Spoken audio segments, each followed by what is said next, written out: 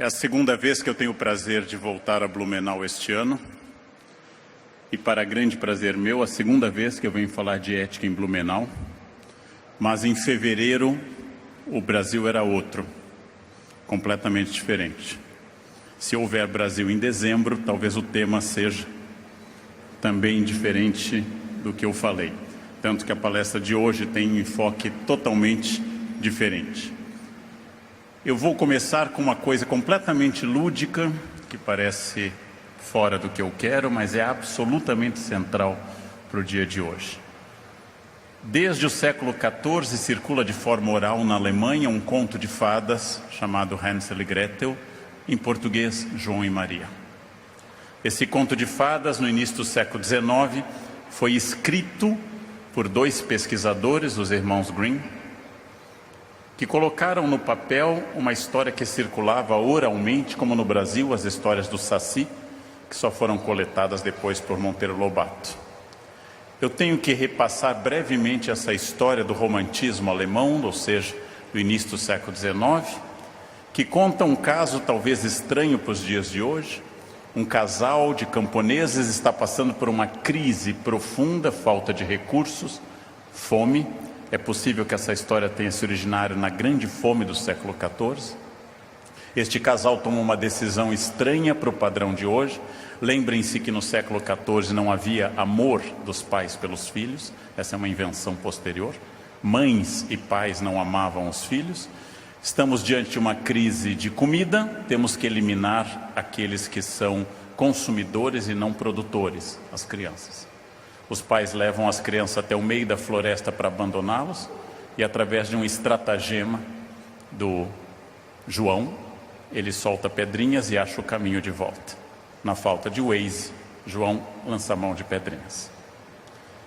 Os pais, decepcionados, veem os filhos de novo em casa à noite.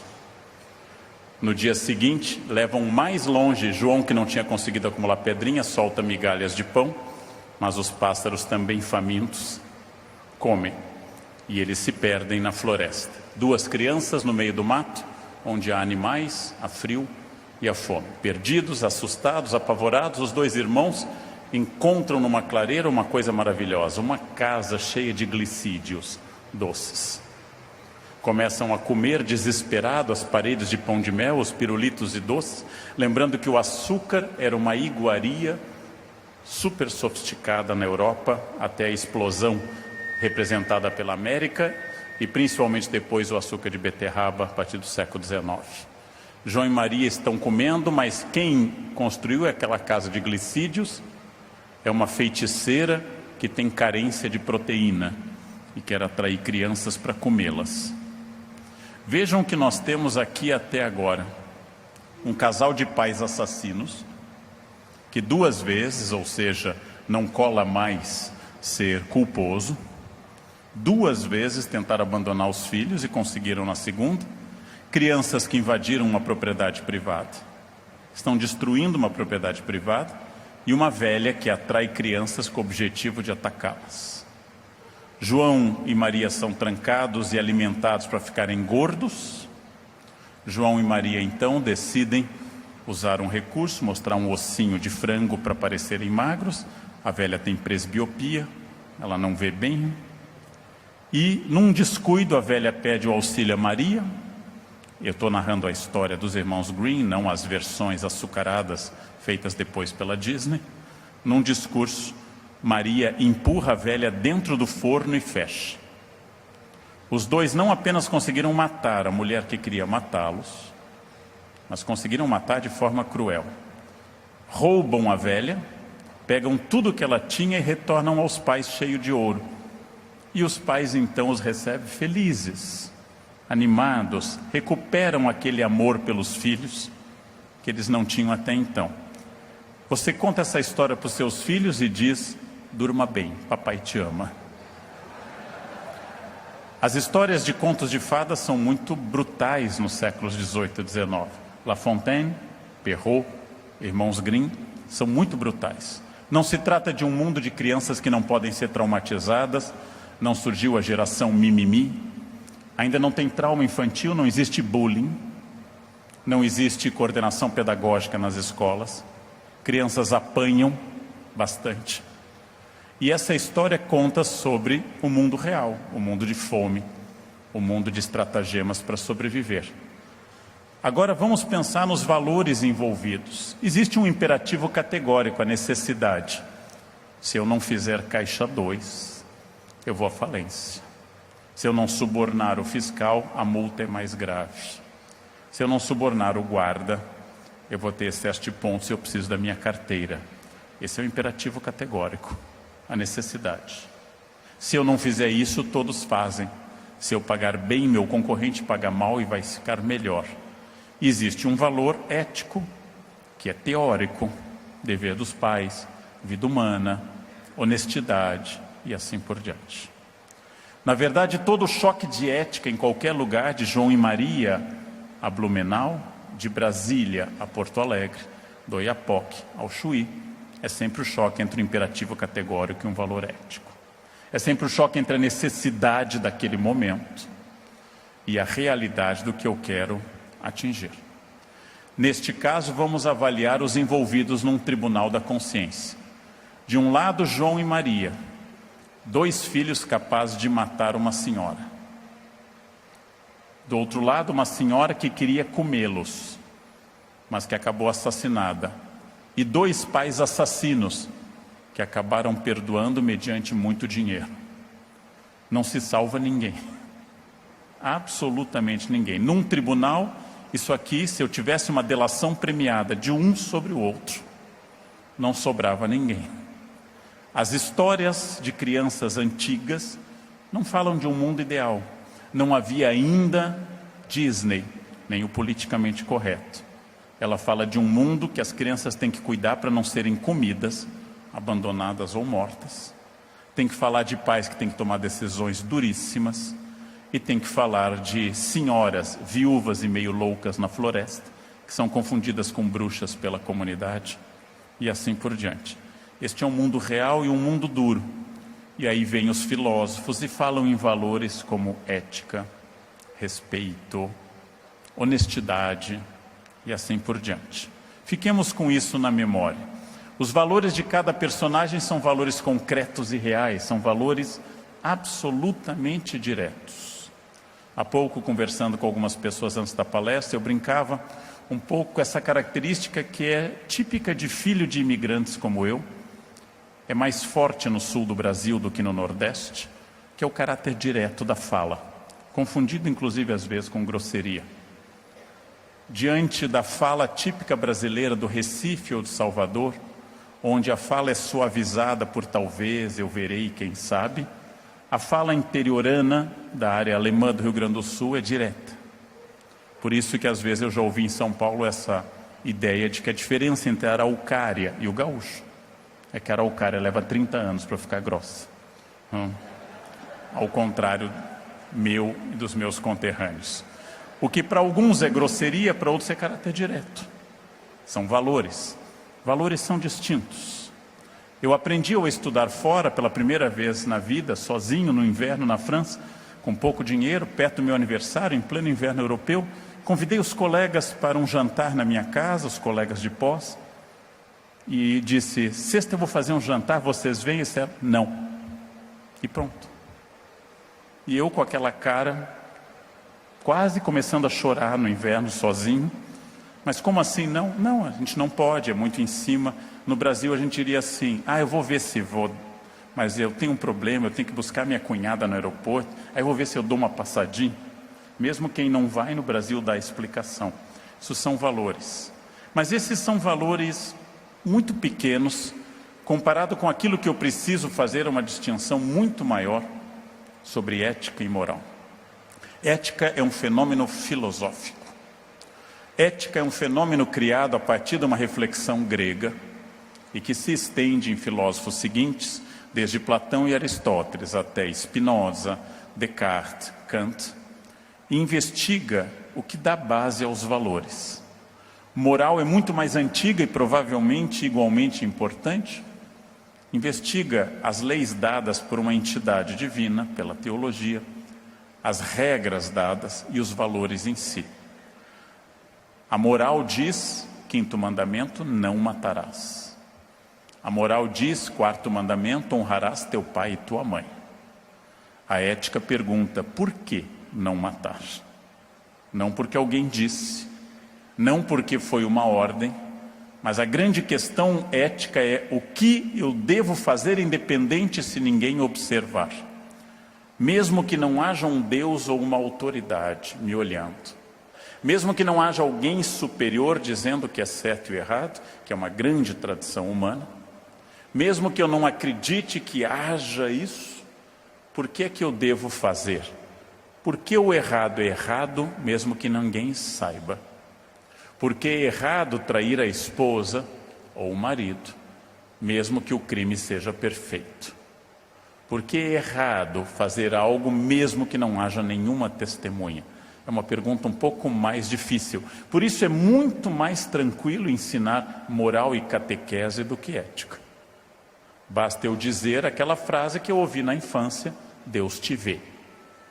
Deus te vê o tempo todo. Que aliás estava no banheiro da minha escola. Deus te vê. Essa ideia, que causa muita psicanálise em mim até hoje, é uma ideia fácil de ser ensinada. Numa grande pintura de Bosch, no Museu do Prado, em Madrid, há uma pintura circular com os 7 pecados capitais e ao centro escrito em latim, cave, cave, Deus videt. Cuidado, cuidado, Deus te vê. É fácil dizer aos outros que há um ser vendo. É mais difícil dizer independente de alguém ver. Tal questão é errada ou não. Mas o que tem em comum tanto a moral quanto a ética? Ambas tocam no ponto da felicidade. Tanto religiosos como filósofos prometem a felicidade. Uma dada por um ser superior e a outra dada pela consciência tranquila da reflexão racional. Mas ambas não são inimigas, porque ambas nascem da vontade humana de sermos felizes. Ética trabalha com inúmeros valores. Ética debate inclusive questões morais. Ética debate atitudes. Ética debate posicionamentos. Ética vai das pequenas questões do que a gente chama de microfísica da ética, até grandes questões do convívio social.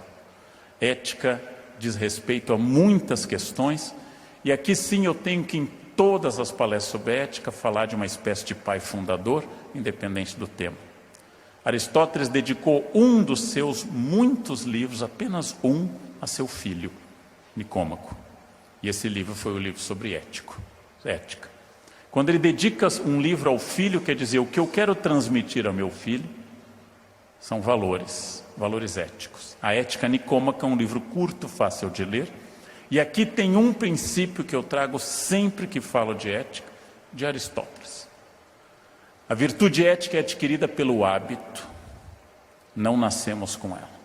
Então ele rompe com Platão e nos diz que crianças podem ser educadas, que todo bebê é amoral. Nenhuma criança nasce com valores. Uma criança clássica é uma máquina de ingerir e expelir coisas. Ela não tem valores, não sabe distinção de nada. Logo, ética tem que ser ensinada. E o primeiro passo aristotélico, que eu insisto em palestras, ética tem que ser ensinada para filhos, para alunos e para funcionários. Ética não nasce com as pessoas. Ética tem que ser ensinada. E haverá sempre menos ética na medida que eu, pai, eu, professor, ou eu, patrão, seja mais omisso. Quanto mais eu me omitir no campo da ética, ou quanto mais eu for um péssimo exemplo, mais eu estou impedindo o florescer da ética.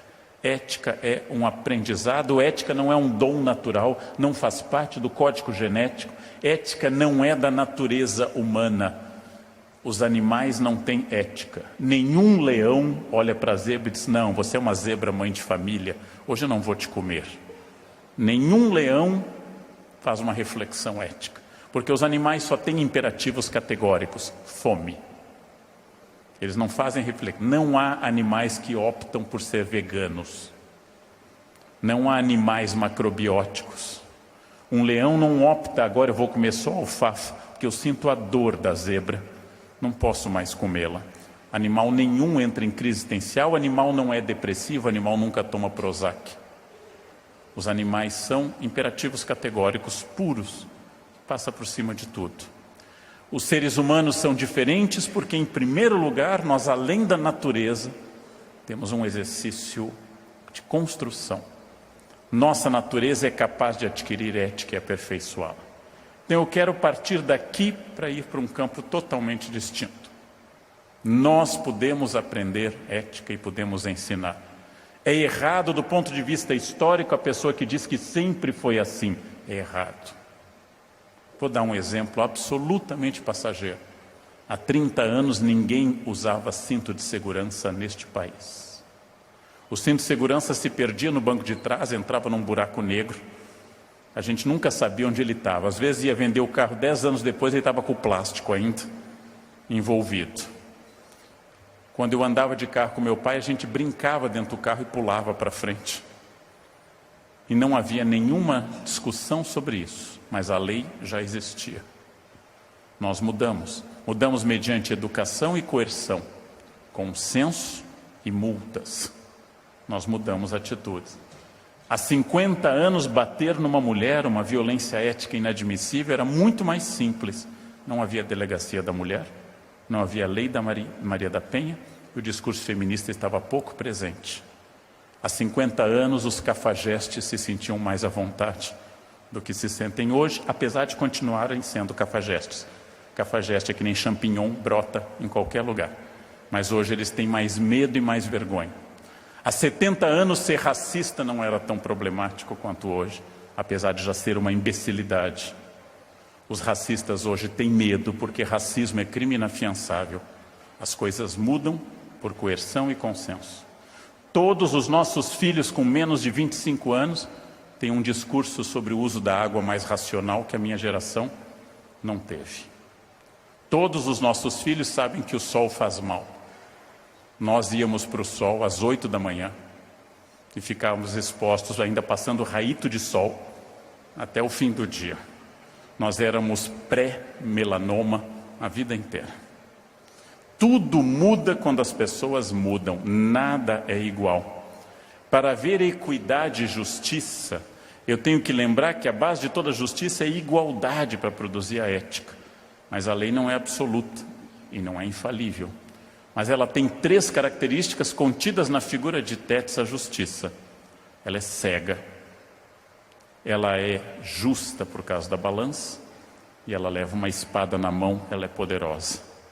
Poder, incapacidade de fazer distinção entre as pessoas, e a balança através de valores. Estes 3 símbolos da justiça são fundamentais para eu pensar a ética.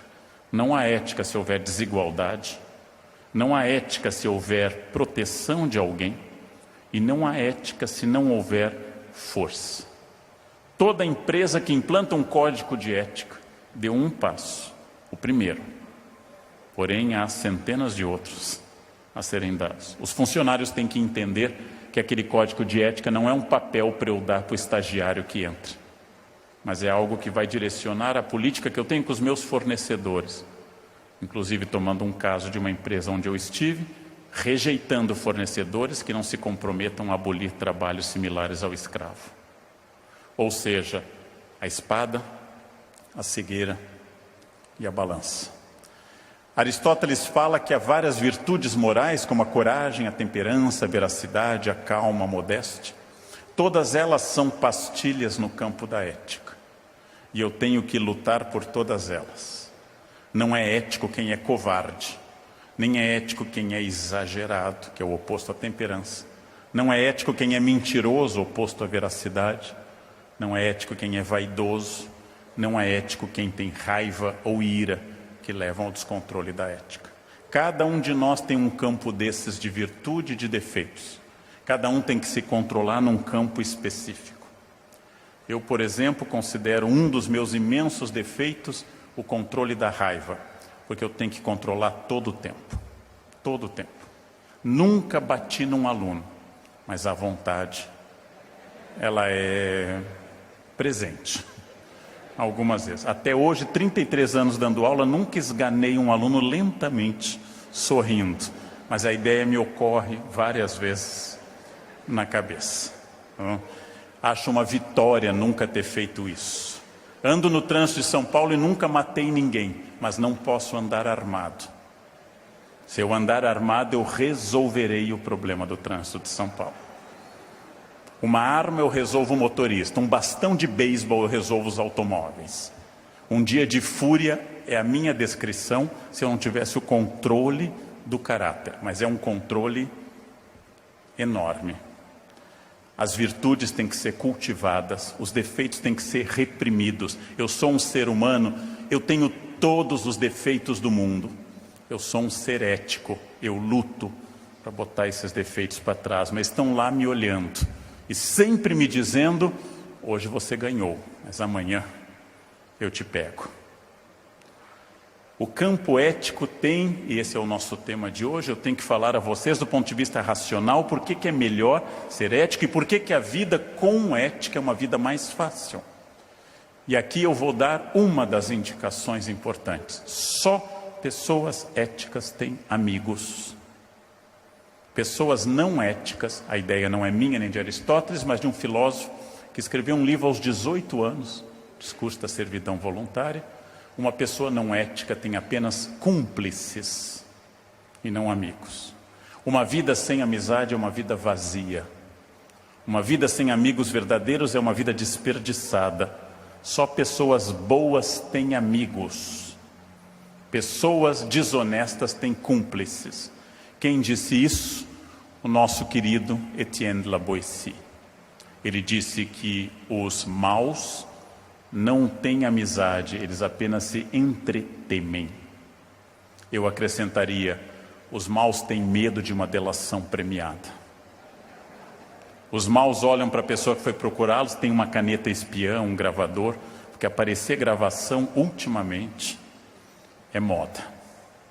A pessoa que tem um amigo não precisa ter essa preocupação. Amigos são poucos e escassos ao longo da vida, e esta é uma lição que eu duramente aprendi. Nós temos centenas de conhecidos, mas temos poucos amigos. E eu já lancei uma vez e volto a dizer que há um teste eficaz, infalível, para vocês aplicarem sobre a amizade. Ao retornarem às suas casas ao longo dos próximos dias, reúnam os amigos e digam sobre o sucesso de vocês. Não falem de fracassos. O fracasso provoca solidariedade entre todas as pessoas. O fracasso provoca proximidade entre as pessoas. Se eu disser que tenho um câncer, receberei abraços todas as pessoas. O fracasso, a dor, a doença não é um sinal de amizade. Digam: eu estou bem, nunca ganhei tanto dinheiro, estou amando e sendo amado, estou fazendo um sucesso louco e vai melhorar. E olhem para o rosto da pessoa. É um teste infalível. Só um amigo vai sorrir e se emocionar com o sucesso de vocês. Os outros vão dizer: nossa, está meio exibido, né? Os outros vão se incomodar. Quem se incomoda não gosta de mim. Quem se incomoda concorre comigo. Quem se incomoda não tolera o meu sucesso. Ou como disse uma que eu chamo agora de semi-amiga, aquela categoria de inimigo que nos abraça. Disse uma semi-amiga dizendo: nossa, Leandro, você passa o Brasil inteiro dando palestra, escreve muitos livros, todo mundo quer ouvi-lo. Isso passa, viu? Isso passa. Bem, ainda não passou, mas passará um dia. Eu gostaria só que esse dia fosse um dia depois. Obrigado. Eu gostaria só que esse dia em que vai passar tudo, porque tudo passa mesmo, que fosse um dia depois do dela. Para eu poder acompanhar o enterro e dizer: nossa, passou, e antes ainda de mim. Aristóteles diz uma coisa sobre a qual eu nunca desenvolvi muito até hoje, mas que é fundamental. Todas as pessoas éticas têm essa areté, esse compromisso em grego com a verdade, elas têm justa indignação. Uma pessoa ética briga, mas briga pelas causas corretas. Tem pouquíssimas causas pelas quais brigar no Brasil de hoje. Nós não devemos brigar por coisas pequenas, devemos relevar tudo. Gente inconveniente, gente que fala alto, gente chata no trânsito. Tudo isso é de menor importância, ou citando uma ex-autoridade federal, de menos importância. Todo o resto que é importante são as grandes causas pelas quais a vida vale a pena. Por exemplo, família, por exemplo, ética, por exemplo, a luta contra o preconceito. Estas são as causas que valem a pena e para as quais nós temos que ter justa indignação. Utilizando a Mafalda, a grande personagem da história em quadrinhos do Quino na Argentina, eu tenho que dizer basta tudo que seja estruturalmente ruim e realmente não rir e nem compactuar com as coisas ruins. A crença aristotélica é uma palavra que depois, essa palavra não é de Aristóteles, é um neologismo inventado por Rousseau em francês. A perfectibilidade, Aristóteles usa uma palavra em grego, a perfectibilidade do caráter. O caráter pode ser transformado e melhorar ano a ano, se eu quiser. Se melhorar o caráter for meu projeto de vida, como é o meu, apesar da dificuldade. Eu luto para ser uma pessoa melhor. Sou derrotado muitas vezes. E às vezes digo para as pessoas que gostam de mim, eu melhorei muito. E elas me dizem, imagina antes. Tamanha quantidade de coisa que tem para consertar ainda. Eu preciso melhorar o meu caráter sempre e constantemente. Preciso ser um homem, um pai, um professor, um profissional melhor cada dia. Perfectibilidade do caráter. Esta luta vai terminar no dia da minha morte. Preciso lutar para isso, sempre. Este é um desafio. Outra questão importante é que eu tenho que incluir o meu eu na ética. Tudo o que acontece, acontece passando por mim, e eu tenho responsabilidade sobre quase tudo. Responsabilidade significa que minha vida, minha família, meu corpo, minha renda, não são dados do destino, mas são questões fundamentais deste momento. Nós temos no Brasil uma imensa tradição de tirar o eu da história. Nenhum de nós assume que faz parte. E utilizamos frases como o brasileiro não sabe votar, o brasileiro é atrasado, o brasileiro no trânsito é muito estressado. Mas eu sou um santo, consciente criticamente e sempre pontual. Eu vou insistir num ponto que é incômodo, porque é a coisa mais fácil de dizer a todas as plateias, que causaria palmas fáceis e agradaria a todos os ouvidos, ela não é verdadeira. Mas se eu fosse populista, eu insistiria. Que frase é essa? Nós somos um país de trabalhadores honestos governados por ladrões. Seria fabuloso isso. As plateias adorariam, porque nós somos os honestos. Nenhum dos 513 deputados que hoje estão em Brasília e dos 81 senadores, da presidente que está em licença para investigação e do atual presidente em exercício, nenhum deles deu um golpe de Estado. Todos foram eleitos em eleições livres, abertas e secretas. Todos que deram aqueles votos que tanto nos envergonharam foram eleitos por nós. Nem que seja pela última vez aquele, mas foram eleitos por nós. E aí Aristóteles nos diz uma frase: os homens refugiam-se na teoria e pensam que estão sendo filósofos, e se tornarão bons com a teoria. Nisso se portam como enfermos, que escutassem atentamente seus médicos, mas não fizessem nada do que estes lhe prescrevem. Quem ouve palestras sobre ética e continua andando no acostamento, se funciona como quem vai ao médico, acha o médico ótimo, chega a casa e não faz nada do que o médico manda. Aí o conselho, não vá ao médico e não escute palestra sobre ética. Vá direto para o acostamento, é a sua vocação, é o seu jeito. Não perca mais tempo com isso. A vida sem ética multiplica os problemas porque o mentiroso começa a se enredar exponencialmente em histórias. Toda pessoa que mente tem que ter uma memória brilhante e começa a ser pego nos detalhes da sua história. Ao contrário do que nos ensinaram, isso é terrível dizer, o crime compensa. Roubar compensa. As mães estavam erradas. Ladrões enriquecem mais rápido. Porém, não compensa para sempre. Não compensa para toda a vida. É óbvio que o imposto que eu não pago vai para o meu bolso. Porém, em algum momento há o risco de um funcionário nipo brasileiro aparecer na minha frente da Polícia Federal. Há um risco. Em algum momento, eu posso passar pelo constrangimento, que deve ser devastador, de ser preso na frente dos meus filhos. Deve ser devastador, este sentimento. Papai é um ladrão. Isso é terrível. E mesmo que papai tenha morrido sem ser preso, eu sei que papai é um ladrão.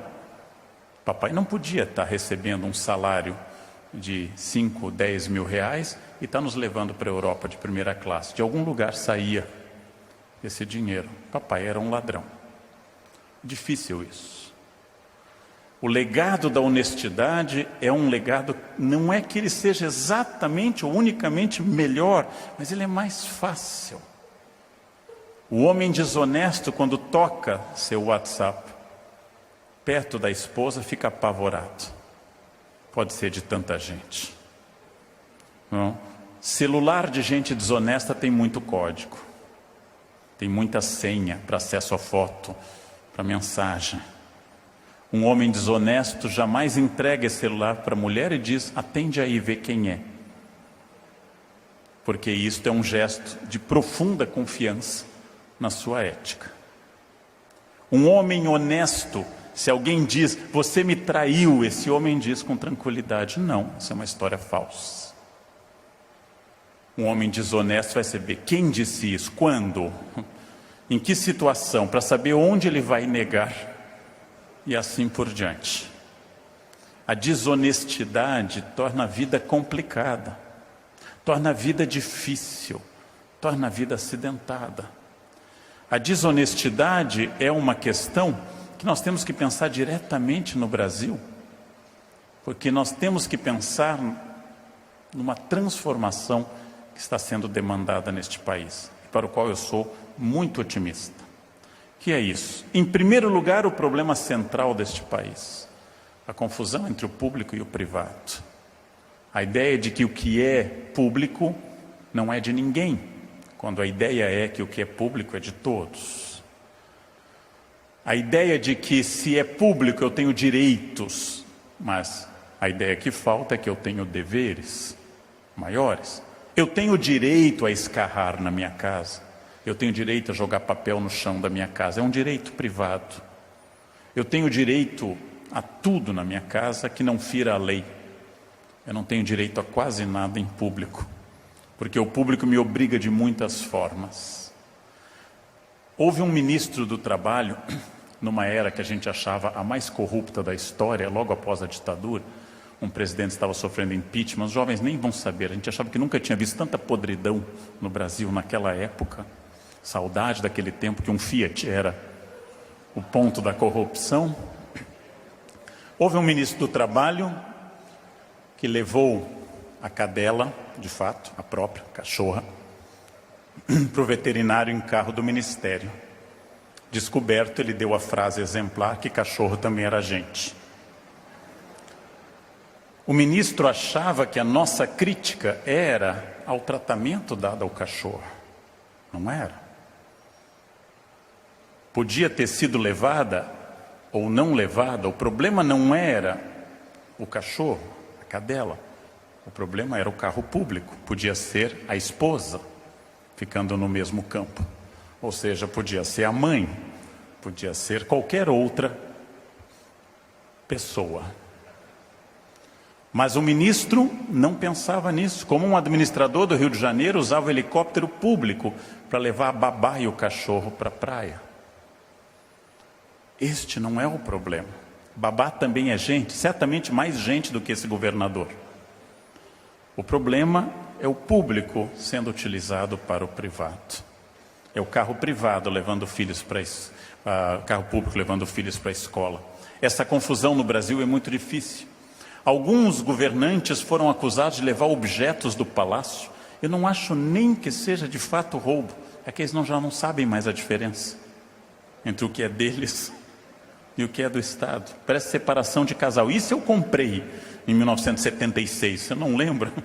Parece que não há mais essa distinção entre público e privado. E outra tradição brasileira que é terrível, especialmente para quem tem cargo no Brasil, a interpretação da norma. O brasileiro tem uma dificuldade estrutural com a norma, ele interpreta. Eu achei que era para fazer isso, mas hoje estava chovendo.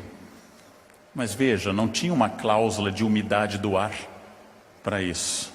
Não, eu não vim para a reunião porque hoje é véspera de feriado. Eu achei que nas vésperas de feriado é muito difícil. O brasileiro acha muito. Às vezes a gente tem que dizer, aqui é um campo que você não precisa achar, só executar. E aqui é um campo que você pode achar. Interpretação da norma é uma característica nossa, muito forte no Brasil. Ela é um pouco da nossa alegria e um pouco do nosso terror. Provavelmente nunca haverá fascismo no Brasil, porque fascismo pressupõe colocar as pessoas em fila para saudar um Führer.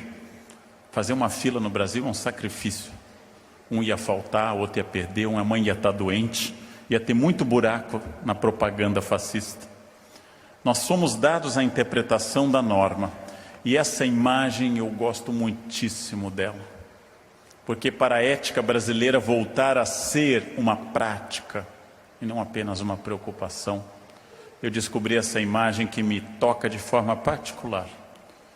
De um lado o pé de uma bailarina, o lado direito na sapatilha de cetim, graciosa, voando, bela dançarina. No pé esquerdo está o custo disso. Nós no Brasil costumamos valorizar o resultado e não o custo. Por isso que no Brasil pessoas de sucesso são olhadas sem levar em conta o que custou este sucesso para esta pessoa. Alguém olha para a casa boa de alguém e não pensa os anos de poupança, de trabalho, de investimento para você chegar ali. Eu aprendi e tenho dito isso repetidamente porque hoje é uma crença total minha. Eu aprendi que jeito ou sorte é o nome que todo vagabundo dá ao esforço dos outros. Todo vagabundo diz que alguém que venceu tem sorte, tem jeito. Nossa, você tem uma sorte, o dinheiro lhe sorri. O dinheiro nunca sorri para ninguém. O dinheiro para ser obtido é um sacrifício muito grande. Às vezes mais, às vezes menos. É uma coisa que me irrita há anos e eu tenho insistido. Quando as pessoas me dizem, nossa, você tem muito talento com línguas. Eu não tenho talento algum. O pouco que eu fiz na minha vida é fruto de sábado e domingo estudando verbos irregulares. E passando férias de janeiro e fevereiro fazendo estágios no exterior para ver se aprendi alguma coisa. E aí quem não faz isso diz, nossa, mas como você tem jeito? Não tenho jeito nenhum. Todas as vezes que alguém olha para alguém e diz, nossa, mas como você consegue isso? Por detrás disso está o pé esquerdo, o sacrifício, as horas de trabalho, as muitas horas de trabalho que cada coisa demanda na vida. Mas nasceu rico. Vocês sabem melhor do que eu, estando no mundo da economia ativa, que a garantia de dinheiro em família não dura uma geração se a pessoa for estúpida. Não dura uma geração, porque tem gente mais esperta com menos dinheiro. E o dinheiro não leva desaforo para casa. O esforço e o trabalho têm que ser retomados como valores. Para isso eu preciso dizer às pessoas que têm menos que elas têm que se esforçar, e aos que têm mais que também têm que se esforçar muito para manter o que têm, ou se quiserem aumentar. E quando eu digo ter o que tem, não é só material, é também pessoal, habilidades e assim por diante. Ninguém merece nada na vida, todos devem obter tudo. Ninguém merece nada. Ninguém vem ao mundo com uma cláusula de habilidade. Eu tenho que restaurar uma coisa importante, que é um projeto de trabalho associado à ética no país. E tenho que dizer a todas as pessoas, especialmente filhos, funcionários e alunos, que é preciso associar a vida a trabalho e ética por muitos e muitos anos. que o ponto no qual cada um de nós possa ter chegado é um ponto de um esforço extraordinário. Esforço do qual eu me orgulho muito, mas que provavelmente só eu sei o que custou estar aqui em cima falando para vocês. E provavelmente cada um de vocês sabe o que custou estar neste congresso hoje. O que tem na história de vocês que traz para esse congresso hoje. O preço que cada um de nós pagou. O quanto nós deixamos de aproveitar para aproveitar algo agora. O quanto tem do pé esquerdo no direito e o quanto tem do pé direito no esquerdo. Perspectiva é fundamental porque perspectiva me dá uma dimensão do ponto onde eu estou em relação aos outros pontos. Perspectiva é um estudo matemático e artístico para mostrar a distância entre os pontos. Perspectiva é aquilo que diz que a cada etapa eu tenho que ver de acordo com uma evolução, uma transformação, com uma metamorfose da borboleta. Então vamos dar um pouco de perspectiva. Provavelmente encerraremos o ano com 7% de inflação e um desemprego passando da casa, provavelmente de 10% a 12% da força ativa. Está terrível? Vamos dar perspectiva. Último mês do governo Sarney, 84% de inflação ao mês. Índice acumulado de 4.800%. Dinheiro era garota de programa, fazia overnight, trabalhava à noite. A gente ganhava dinheiro de manhã. Os jovens nem imaginam o que seja um investimento feito às 4 da tarde que de manhã tinha rendido. Vocês nem imaginam o que seja isso. Nós já tivemos crises econômicas piores do que a atual. 1929, 1989 e 90. O que nós não tivemos nunca é um tal colapso de crise ética e de valores. Isso é inédito no Brasil. Nunca tivemos tamanho esvaziamento de valores. Por isso que mais do que nunca nós estamos numa encruzilhada, porque os brasileiros pensam, se afastam de uma, sobe Temer. Se Temer cai neste momento, sobe Maranhão. Se Maranhão cair, sobe o presidente do Senado. Ou seja, Satanás, Lúcifer, demônio, capeta. Não há aparentemente, não há aparentemente uma solução. Não era como em 84 que nós íamos às ruas e pedíamos diretas já, pela restauração da democracia. Não era como em 92, fora Collor. Agora fica sendo uma solução meio de Adão. Ou é Eva ou a mão. Não tem opção. Ou a chita, pode ser pior. Fica uma solução difícil. Nós estamos sem perspectivas, por isso vamos dar mais perspectiva. Vocês acham que a situação está difícil? Esta é uma foto recente de uma rua de Damasco. Pode ser pior. Num lugar que ninguém escuta ninguém como a Síria, que a ética entrou em colapso, o inferno se instala. Vocês acham que o SUS é um desastre? Quase todos os brasileiros teriam motivo para reclamar do SUS, porque nem plano de saúde privado é muito bom. Imagina o SUS. Esta é a Síria, onde não há nenhum plano de saúde, nem privado, nem público. Sempre pode ser pior, como a gente aprende quando casa de novo. Sempre pode piorar.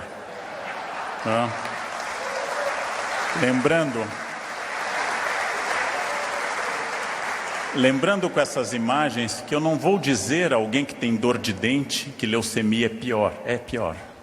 Mas a minha dor de dente continua lá. Tropecei e bati o dente. É melhor que amputar. Sim. A Síria está pior porque a Síria entrou em colapso ético total. 3 poderes.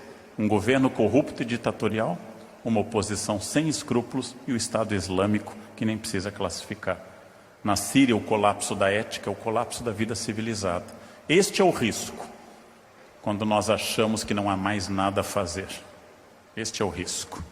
Precisamos resgatar valores. Precisamos resgatar valores que valham a pena acreditar. Precisamos resgatar o valor do trabalho. Precisamos resgatar os valores das pessoas que amamos. Precisamos resgatar os valores desta vida produtiva, que vale a pena, dito mesmo por alguém que talvez não esteja fazendo isso, mas é verdade a frase. Esqueça um pouco da crise e trabalhe. Quem lembrou isso provavelmente não está fazendo, mas é uma frase verdadeira.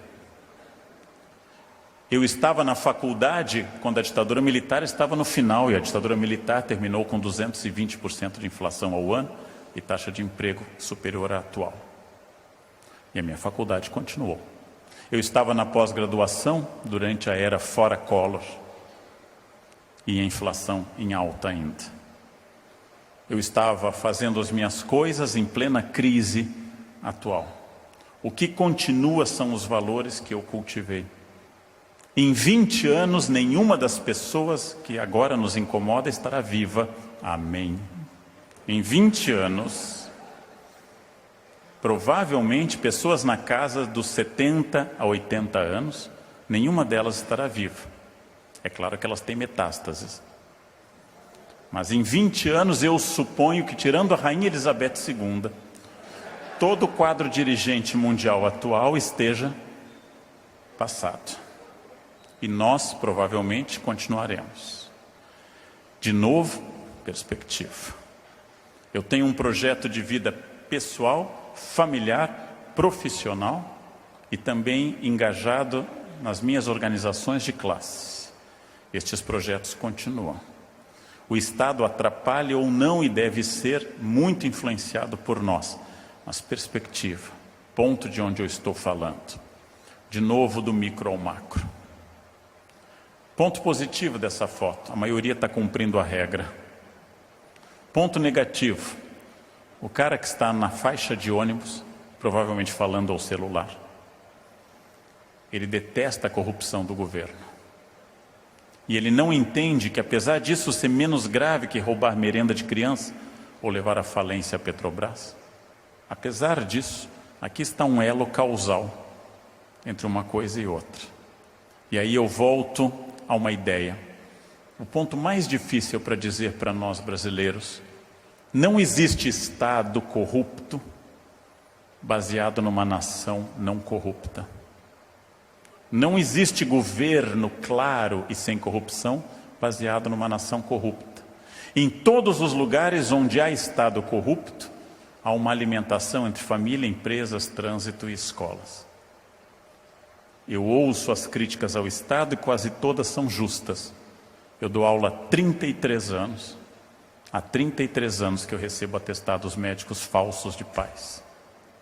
Há 33 anos que eu recebo estelionato de pais, que é talvez o pior exemplo que uma criança pode receber na vida. O pai estelionatário com um atestado médico falso. Há 33 anos que eu pego alunos colando. Há 33 anos que eu vejo pessoas fazendo coisas erradas e vejo um trânsito difícil. Vamos pegar os dois exemplos, que se querem se animar, o Brasil não está entre os 50 países mais corruptos do mundo. Tem pior? Tem. Tem pior. Coreia do Norte e Somália são tidos como os países mais corruptos do mundo. O que eles têm em comum? Ditaduras. Na ditadura, a corrupção nunca é combatida e ela se torna uma floresta. Na democracia ela aparece. Na ditadura, a corrupção se torna endêmica, aceita, estrutural, pétrea. Outra questão em comum, a pobreza. Mas em todos esses lugares, vocês vão notar que do aeroporto ao ditador, da escola à família, do trânsito ao governo, há uma coerência de corrupção. Vamos para os países que são os menos corruptos, Dinamarca e Finlândia. O Brasil está em 76º lugar, segundo o ranking da ONU. Nós perdemos 20 casas por causa do escândalo da Petrobras. Perdemos 20 casas no escândalo de corrupção. Nós tivemos um progresso incrível nessa classificação por causa do escândalo da Petrobras. Estávamos em 96º, passamos para 76º e disputando posições mais destacadas. Dinamarca e Finlândia não são países mais felizes. O índice de suicídio da Finlândia é maior do que no Brasil. Da Suécia é muito maior, do Japão é muito maior que no Brasil. Porém, são países onde a corrupção é esporádica, ocasional, absolutamente fora do previsto. Essa é a reflexão incômoda. Estado e sociedade. Citando Gandhi, eu tenho que ser a transformação que eu quero ver no mundo. Se eu quero um mundo ecológico, eu reciclo o lixo na minha casa. Se eu quero um mundo sem preconceito, eu não permito que piadas preconceituosas sejam contadas na minha casa. Se eu quero um mundo ético, a minha casa, a minha associação e a minha empresa serão éticos. Eu sou a transformação que eu quero ver no mundo. E sempre que eu tomo uma decisão ética, eu garanto a liberdade. Porque a pessoa sem ética vai ficando enredada. Ela vai perdendo a liberdade. Até que a rede é tão complexa que ela não consegue mais nada. Ética garante liberdade. Eu tenho liberdade de ação. Eu tenho liberdade de fazer críticas, porque eu não tenho medo do que os outros possam falar de mim. Eu tenho liberdade de voto, eu tenho liberdade de ação, liberdade de consciência. Quanto mais eu for não ético, menor a liberdade. Por isso que eu volto e insisto neste ponto. Antigamente nós dizíamos às pessoas, empresários em particular, que eles deviam ser éticos porque Aristóteles tinha dito isso. Parece que isso não cola mais. As pessoas devem ser éticas porque pela primeira vez na história nós descobrimos que não ser ético prejudica os negócios em médio e longo prazo.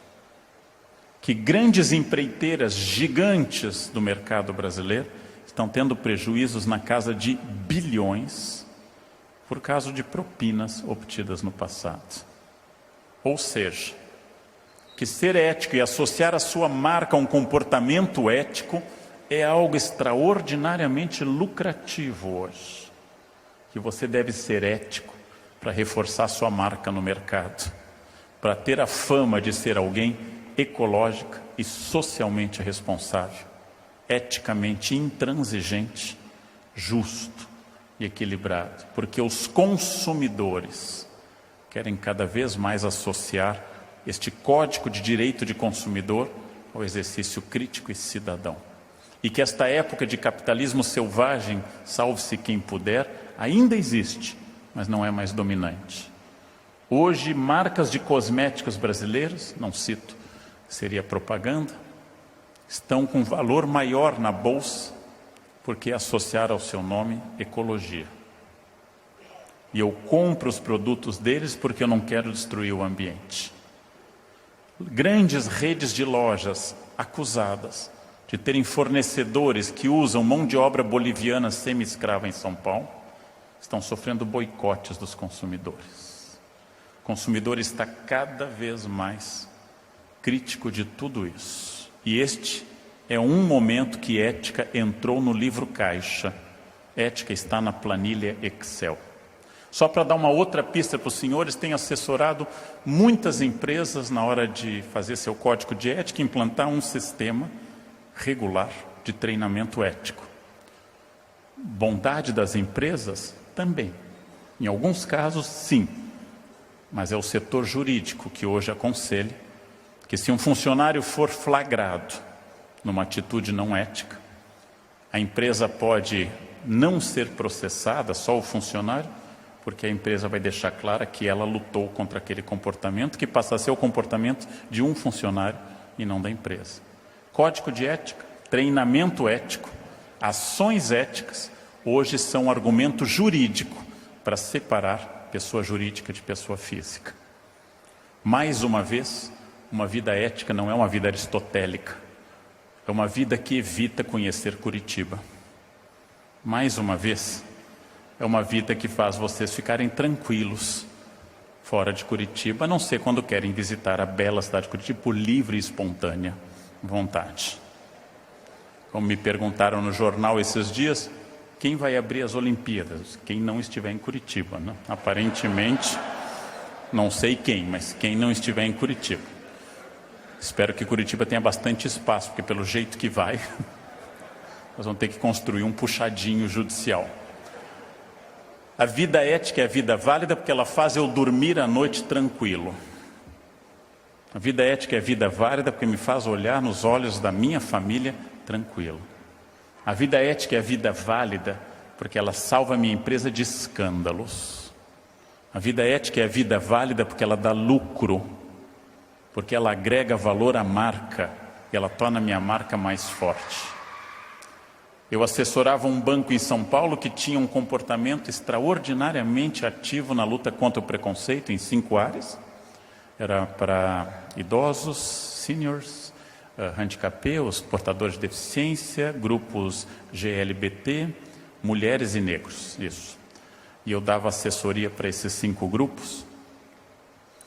Quando este banco foi comprado por um banco maior, o banco maior manteve o diretor daquele banco no banco maior. Caso único de empresa menor comprada pelo maior, que o diretor da menor se torna o diretor da maior, porque o banco maior entendeu que aquele comportamento era um comportamento que valia a pena investir e somar aquela cultura contra o preconceito. São casos variados e exemplos enormes de sucesso pela opção ética, e isso está crescendo. E eu tenho suspeita que o resultado da crise atual do Brasil será um eleitor e um consumidor profundamente enojado com a falta de ética e escolhendo a partir dessas questões. Mas aí eu preciso lembrar uma coisa que eu nunca lembrei antes, a vaidade. Para controlar a questão ética, eu tenho que controlar a vaidade, porque vaidade é o pecado fundamental. Vaidade é quando eu me acho diferente dos outros. Vaidade é quando eu me acho muito melhor que todo mundo. Vaidade é quando eu me acho orgulhoso das coisas que eu sou.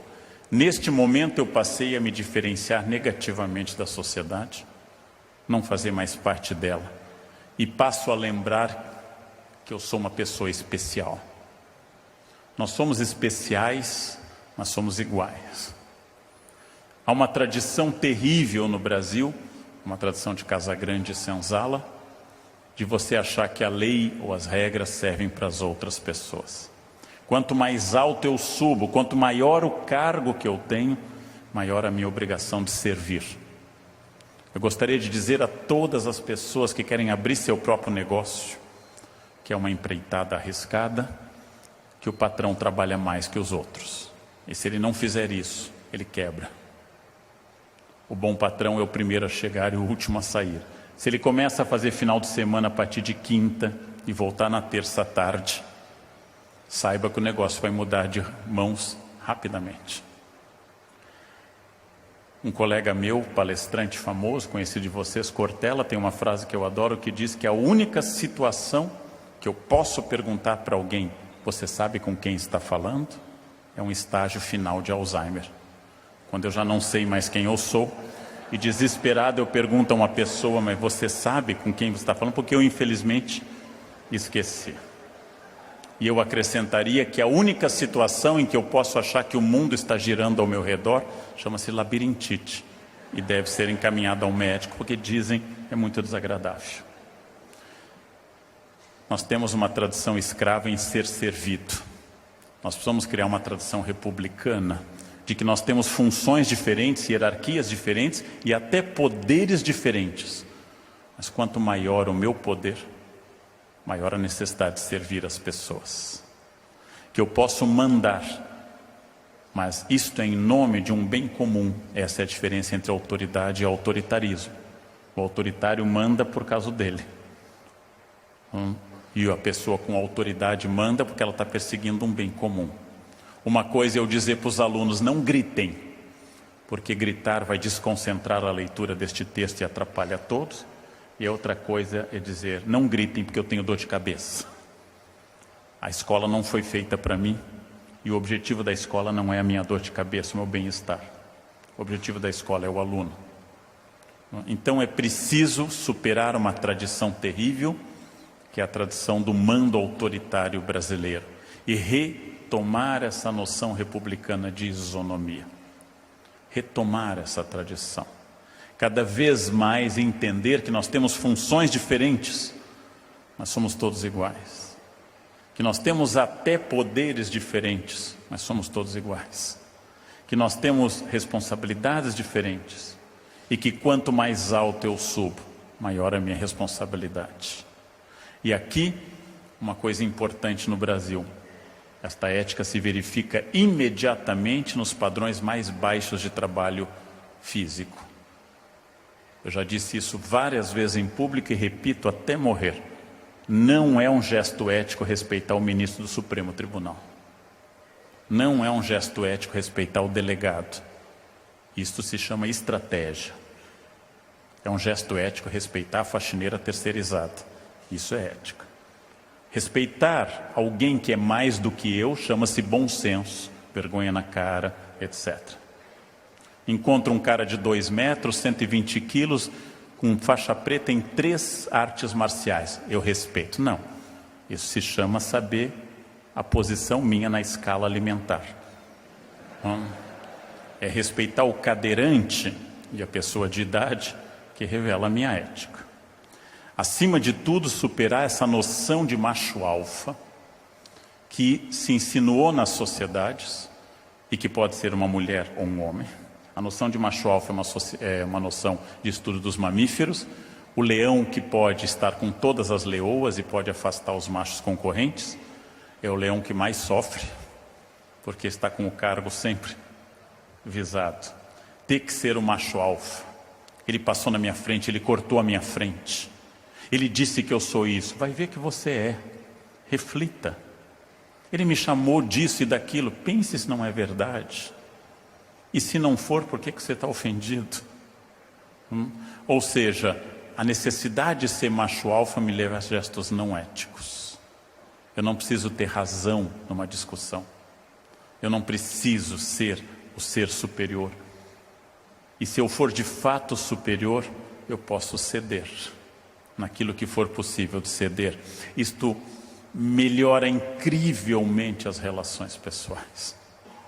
Quando alguém deixa de ser macho alfa e passa a ser igual com os outros. É muito importante ressaltar a necessidade do trabalho, da iniciativa, mas não para eu ser mais do que os outros. Isso é absolutamente equivocado. É preciso estabelecer um novo paradigma. Este paradigma é o paradigma do serviço e da ética. É preciso voltar a defender a noção de trabalho, de responsabilidade, de ética. Começando na minha empresa, na minha escola e na minha família. Atingindo o trânsito e, por fim, lá na ponta do processo, aquilo que as pessoas acham que hoje que é a coisa mais importante, que é mudar A ou B na política. Substituir as moscas quando a matéria fecal é a mesma, é um exercício de renovação dos insetos. Tem certa justiça. Você roubou 8 anos, dê direito a outro agora. Tem uma certa justiça. Vamos dar direito, chama-se distribuição de renda. Mas enquanto não mudarmos a matéria fecal, as moscas são indiferentes. Justa indignação por aquilo que eu tenho que me indignar. Protesto contra aquilo que deve ser protestado. E com o resto, muito importante, a escolha ética não garante o paraíso, mas tende a evitar o inferno. Nunca, gente. Obrigado. Nunca haverá o paraíso imediato para nós humanos, mas a escolha ética garante que não vira o inferno. Sempre haverá gente desajustada, violenta, e sempre haverá ladrões, mas nunca deixar que eles dominem e transformem no inferno. E para encerrar, o preço final disso, o resultado final, ou o ganho final desta equação, chama-se felicidade, que nunca será total, mas eu tenho uma certeza, não é possível ser feliz não sendo ético, ou vivendo num país onde a ética não seja dominante. Então, de novo, a vida que vale a pena ser vivida é a vida ética, não porque Platão ou Aristóteles disseram, mas porque é de fato e matematicamente a coisa mais importante que eu posso fazer neste momento para mudar o país, que pode mudar, pode ser bem melhor, e este é um momento privilegiado que nós estamos tendo. Todo mundo discutindo política e ética publicamente, Provavelmente, o primeiro encontro desta associação não discutiu ética. Provavelmente. Hoje estamos discutindo muito. Isso é muito bom, isso é muito saudável. Isso é muito cheio de esperança. Se eu não tivesse esperança, eu me suicidaria. Ou aceitaria a cidadania alemã que me ofereceram uma vez e reverteria o erro dos meus bisavós e voltaria à Alemanha. Mas não, eu acredito, não, debaixo desse pavilhão brasileiro, acredito que tem muita coisa muito boa que pode dar muito certo neste país. Hoje, me ouvindo, contestando, pensando, aprofundando, dando suas próprias ideias, os senhores, junto comigo, deram mais um passo por este novo país. É o fim da minha palestra, mas é o início, espero, de uma nova sociedade brasileira. Espero muito. Muito obrigado. Muito obrigado. Obrigado.